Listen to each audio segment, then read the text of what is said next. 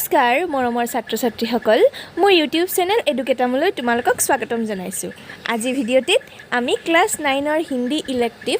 আলোক ভাগৱানৰ পদ্য ভাগৰ প্ৰথম যিটো কবিতা আছে কৃষ্ণ মহিমা তাৰ প্ৰশ্ন উত্তৰখিনি আলোচনা কৰিম। আগৰ ভিডিঅ'টোত মই কেইটামান প্ৰশ্ন উত্তৰ আলোচনা কৰি থৈ দিছোঁ। আজি আমি 4 নম্বৰৰ গড় পৰা 5, 6 এইকেইটা আলোচনা কৰিম। আশা কৰোঁ ভিডিঅ'টোৱে তোমালোকক উপকৃত কৰিব। যদিহে ভিডিঅ'টো চাই ভাল পোৱা তেতিয়াহ'লে লাইক কৰিবা, কমেণ্ট কৰিবা, লগতে মোৰ চেনেলটো ছাবস্ক্ৰাইব কৰিবা। আহা ভিডিঅ'টি আৰম্ভ কৰোঁ। 4 নম্বৰৰ গ প্ৰশ্নটো আছে वा छवि को रसखानी बिलोकत भारत काम कला निधि कोटि का तात्पर्य बताओ। এই লাইনটোৱে কি বুজাইছে সুধিছে। উত্তৰটো হ'ব इस वाक्य में कवि ने आराध्य श्री कृष्ण के बाल रूप की माधुरी का आकर्षण वर्णन किया है। এই বাক্যটোত কবিয়ে আৰাধ্য শ্ৰীকৃষ্ণৰ সৰুকালৰ যিটো ৰূপ আছিলে সেইটোৰ আকৰ্ষণ বৰ্ণনা কৰিছে। শ্ৰীকৃষ্ণ কা শৰীৰ ধূল সে শোভিত হে। শ্ৰীকৃষ্ণৰ শৰীৰটো ধূলিৰে গোটেই দেহাতে তেওঁৰ ধূলি লাগি আছে। উনকে বাল বান্ধে হুৱে হে, তেওঁৰ চুলিখিনি বান্ধি থোৱা আছে। পাও মে চন চন বজনে वाला গহনা হে, ভৰিত চন চনকৈ বাজি থকা গহনা মানে নুপুৰ পিন্ধি আছে তেওঁ। और वह पीली धोती पहने हुए है, और তেওঁ হালধীয়া ৰঙৰ ধুতি পিন্ধিছে। श्री कृष्ण के इस रूप को देखकर कवि रसखान कामदेव के सौंदर्य को भी नौचावर कर सकते हैं। और কবিয়ে কৈছে যে শ্ৰীকৃষ্ণৰ এই ৰূপ দেখি তেওঁ কি কৰিব পাৰে, কামদেৱৰ সৌন্দৰ্যও তেওঁ ত্যাগ কৰিব পাৰে। কামদেৱ হৈছে কোন? কামদেৱ হৈছে ৰূপৰ দেৱতা। কামদেৱৰ যি ৰূপ তাতকৈও শ্ৰীকৃষ্ণৰ এয়া ৰূপ যে শ্ৰীকৃষ্ণৰ গোটেই দেহত ধূলি লাগি আছে, তেওঁ হালধীয়া ৰঙৰ ধুতি পিন্ধি আছে, চুলিখিনি তেওঁৰ বেনি গাঁঠি থৈ দিয়া আছে, আৰু কি কৰিছে ভৰিত তেওঁ চনচনকৈ বাজি থকা নুপুৰ পিন্ধি আছে। এইখিনিৰ কাৰণে তেওঁ কি কৰিব পাৰে, কামদেৱৰ যি সৌন্দৰ্য সেই সৌন্দৰ্যও তেওঁ ত্যাগ কৰিব পাৰে বুলি কৈছে। নিশ্চয় বুজি পাইছা তোমালোকে। इस वाक्य में कवि ने आराध्य श्री कृष्ण के बाल रूप की माधुरी का आकर्षण वर्णन किया है।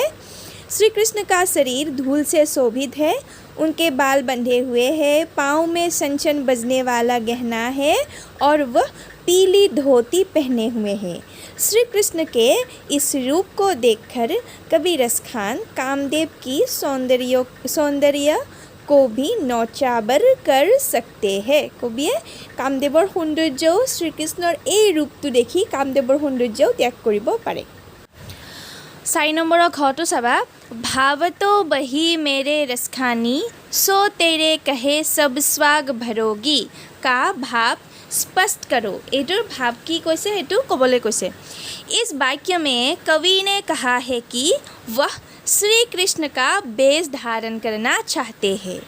वह गले में माला पहनना चाहते हैं, पीला वस्त्र पहनना चाहते हैं, मोर पंख लगाना चाहते हैं, और ग्वालों के साथ गाय भी चढ़ाना चाहते हैं। এই বাক্যটোত কবিয়ে কৈছে যে তেওঁ শ্ৰীকৃষ্ণৰ বেশ ধাৰণ কৰিব বিচাৰে, তেওঁ ডিঙিত মালা পিন্ধিব খোজে, হালধীয়া কাপোৰ পিন্ধিব খোজে শ্ৰীকৃষ্ণৰ দৰে, মূৰত ময়ূৰৰ পাখি লগাব বিচাৰে, আৰু গৰখীয়াবিলাকৰ লগত গৰু চৰাবও বিচাৰে। इस वाक्य में कवि ने कहा है कि वह श्री कृष्ण का वेश धारण करना चाहते हैं, वह गले में माला पहनना चाहते हैं, पीला वस्त्र पहनना चाहते हैं, मोर पंख लगाना चाहते हैं, और ग्वालों के साथ गाय भी चराना चाहते हैं। বুজি পাইছা কি কৈছে? শ্ৰীকৃষ্ণ ইয়াতে শ্ৰীকৃষ্ণৰ বেশ ধাৰণ কৰিব বিচাৰে। ৰসখানে কি বেশ? তেওঁ গলত মালা পিন্ধিব বিচাৰে, ডিঙিত মালা পিন্ধিব বিচাৰে, হালধীয়া ধুতি বা হালধীয়া কাপোৰ তেওঁ পিন্ধিব বিচাৰে, তাৰপিছত ময়ূৰৰ পাখি লগাব বিচাৰে মূৰত, আৰু গৰখীয়াবিলাকৰ লগত তেওঁ কি কৰিব বিচাৰে, গৰু চৰাব বিচাৰে। 5 নম্বৰ প্ৰশ্নটো সুধিছে সংক্ষেপ में उत्तर दो। এইটো 50টা শব্দৰ ভিতৰত লিখিব দিছে। कवि रसखान अपने आराध्य का सानिध्य किस रूपों में प्राप्त करना चाहते हैं। कवि रसखाने তেওঁৰ आराध्य শ্ৰীকৃষ্ণৰ সান্নিধ্য কি ৰূপত পাবলৈ বিচাৰে। आंसर तो सबा मनुष्य बनकर कवि रसखान ब्रज के गोकुल गाँव में बचना चाहते हैं। यदि मनुष्य जन्म लय ब्रजर गोकुल गाँवते থাকিব বিচাৰে। पशु बनकर नंद की गायों के बीच चरना चाहते हैं। पशु हले नंदर गरुबिलाकर মাজতে চৰিবলৈ বিচাৰে।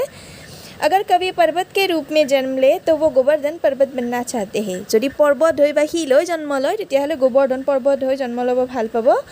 अगर कभी पक्षी बन के जन्म ले तो वह जमुना नदी के किनारे स्थित कदम के पेड़ के डालियों में रहना चाहते हैं যদি पक्षी হৈ जन्म লয় তেতিয়াহ'লে যমুনা নদীৰ পাৰৰ কদম গছৰ ডালতে থাকিবলৈ ভাল পাব इस तरह कवि रसखान अपने आराध्य के सानिध्य प्राप्त करना चाहते हैं এনেকৈ कवि रसखाने তেওঁৰ आराध्य শ্ৰীকৃষ্ণৰ সান্নিধ্য পাবলৈ বিচাৰে বুজি পাইছা চাগে नेक्स्ट प्रश्न 5 नंबर खटो की कैसे अपने उपास्य से जुड़े किन उपकरणों पर क्या क्या नौचावर करने की बात कवि ने की है তেওঁৰ उपास्य শ্ৰীকৃষ্ণৰ লগত জড়িত কি উপকৰণত তেওঁ কি মানে किन उपकरणों पर त्यो की त्याग करिब पारे बुली कविये कैसे अपने उपास्य श्री कृष्ण के चरी और कंबल पर कवि तीनों लोकों के आज सिद्धि और नवनिधि के सुख त्याग कर सकते हैं নিজৰ উপাস্য শ্ৰীকৃষ্ণৰ চৰি লাখুটি আৰু কম্বলৰ কাৰণে তেওঁ তিনো লোক মানে স্বৰ্গীয় মৰ্ত্য পাতালৰ অষ্টসিদ্ধি আৰু নৱনিধিৰ সুখ ত্যাগ কৰিব পাৰে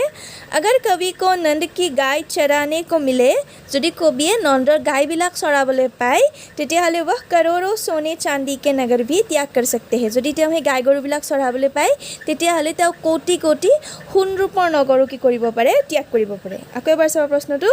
अपने उपास्य श्री कृष्ण के चरी और कंबल पर कवि तीनों लोकों के आज सिद्धि और नवनिधि के सुख त्याग कर सकते हैं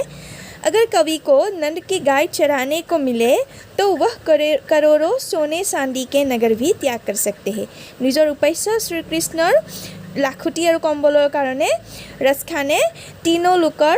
স্বৰ্গ মৰ্ত্য পাতালৰ অষ্টসিদ্ধি আৰু নৱনিধিৰ সুখো ত্যাগ কৰিব পাৰে আৰু যদি কবিয়ে নন্দৰ গাইবোৰ চৰাবলৈ পায় গাই গৰুবোৰ মানে চৰাবলৈ নিবলৈ পায় তেতিয়াহ'লে তেওঁ কোটি কোটি সোণ ৰূপৰ নগৰো ত্যাগ কৰিব পাৰে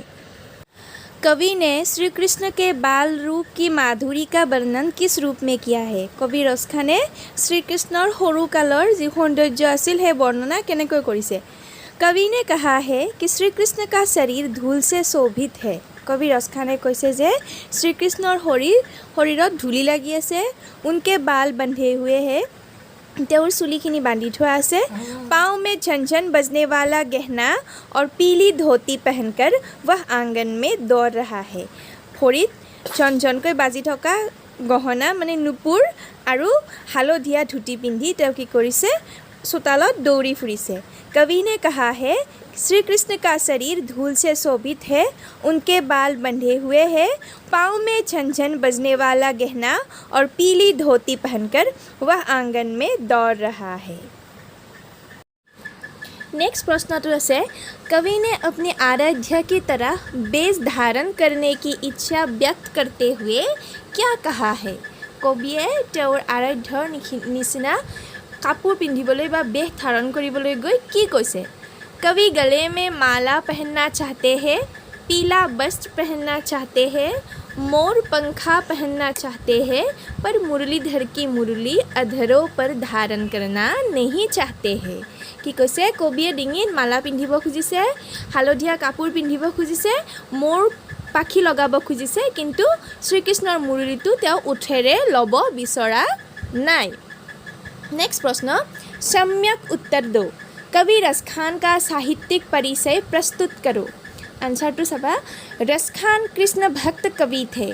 रसखान की सारी रचनाएं प्रामाणिक मानी जाती है सुजान रसखान प्रेम बातिका दान लीला और अस्थायम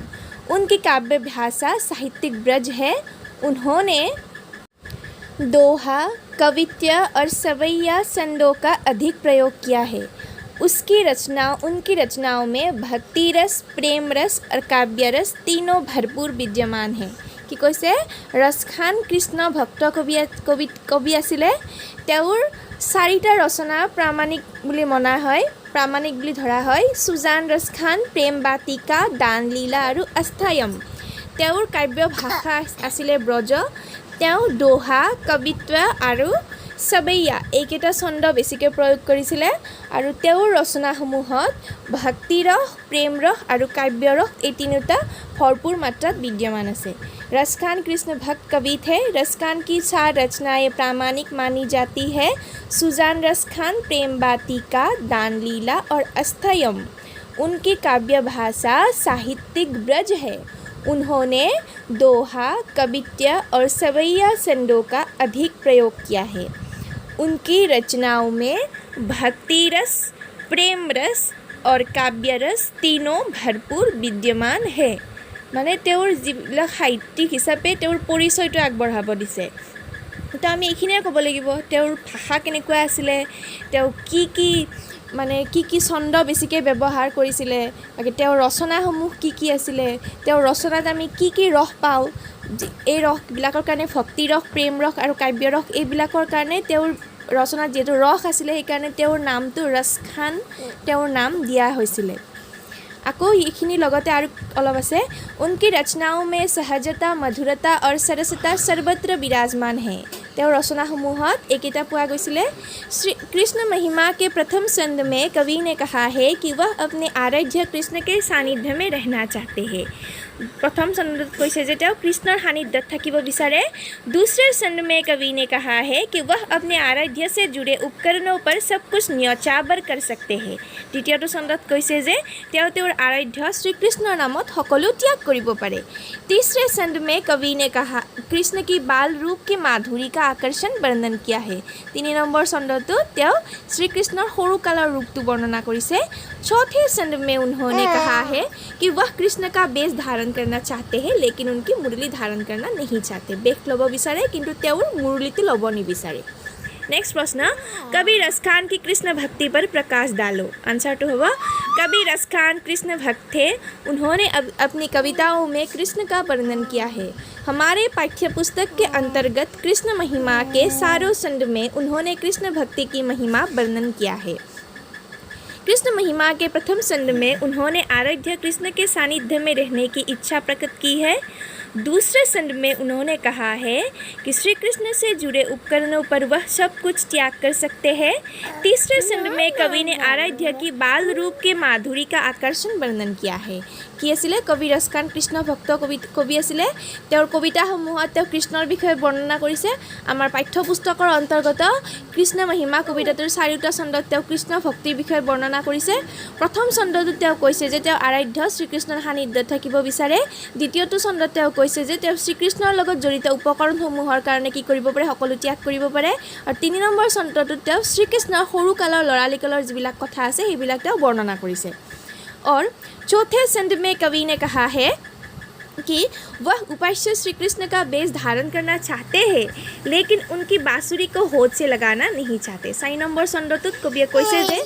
তেওঁ আৰাধ্য শ্ৰীকৃষ্ণৰ সকলো ৰূপ ধাৰণ কৰিব বিচাৰে কিন্তু শ্ৰীকৃষ্ণই বজোৱা যিটো বাঁহী আছে সেইটো তেওঁ কেতিয়াও উঠেৰে চুব নিবিচাৰে বা সেইটো তেওঁ কেতিয়াও বজাব নিবিচাৰে বাকি সকলো তেওঁ ময়ূৰৰ পাখি লগাব হালধীয়া কাপোৰ পিন্ধিব সকলোবিলাক কৰিব কিন্তু শ্ৰীকৃষ্ণৰ বাঁহীটো তেওঁ কেতিয়াও উঠত নলগায় नेक्स्ट प्रश्न तो ऐसे पथित छंदों के जरिए कवि रस खान ने क्या क्या कहना चाहा है এই পথিত যিটা 4টা ছন্দ আছে সেইকেইটাৰ জৰিয়তে কবি रस खान ने কি ক'ব বিচাৰিছে पथित चारों छंदों में कवि रस खान ने कृष्ण भक्ति की महिमा प्रकट की है আমি আগতে পঢ়িলো গোটেইকেইটা ছন্দত কৃষ্ণ ভক্তিৰ বিষয়ে কৈছে पहले छंद में कवि ने कृष्ण के सानिध्य में रहने की बात की है दूसरे छंद में कृष्ण से जुड़े उपकरणों पर सर्वस्व त्याग करने की बात की है तीसरे छंद में कृष्ण की बाल रूप की माधुरी का वर्णन किया है और चौथे छंद में उपास्य कृष्ण की तरह बेश धारण करने की इच्छा प्रकट की है আমি আগতে যেটো পঢ়িলো প্ৰথম ছন্দটোত তেওঁ শ্ৰীকৃষ্ণৰ মানে শ্ৰীকৃষ্ণৰ সানিধ্যত থাকিব বিচাৰিছে দ্বিতীয় ছন্দটোত কৈছে যে তেওঁ শ্ৰীকৃষ্ণৰ কাৰণে শ্ৰীকৃষ্ণৰ উপকৰণসমূহৰ কাৰণে সকলো ত্যাগ কৰিব পাৰে তৃতীয়টো ছন্দত তেওঁ শ্ৰীকৃষ্ণৰ বাল ৰূপৰ বৰ্ণনা কৰিছে আৰু চতুৰ্থটো ছন্দত তেওঁ কৈছে যে তেওঁ কি কৰিব পাৰে শ্ৰীকৃষ্ণৰ সকলো বেশ ধাৰণ কৰিব বিচাৰে তেওঁ কিন্তু কেতিয়াও শ্ৰীকৃষ্ণৰ মুৰলীটো ধাৰণ নকৰে আজিলৈ ভিডিওটো এইখিনিয়ে বাকি যিখিনি আছে ইয়াৰ লগতে তোমালোকৰ ব্যাখ্যাখিনি আছে আৰু যিটো ভাষা এবং ব্যাকৰণ জ্ঞান যিখিনি গ্ৰামাৰখিনি আছে সেইখিনি মই নেক্সট ভিডিওত আলোচনা কৰিম যদিহে তোমালোকে ভিডিওটো চাই ভাল পাইছা লাইক কৰিবা কমেন্ট কৰিবা কিবা সুধিব লগিয়া থাকিলে কমেন্ট বক্সত সুধিব পাৰা লগতে চেনেলটো সাবস্ক্ৰাইব কৰিবা ধন্যবাদ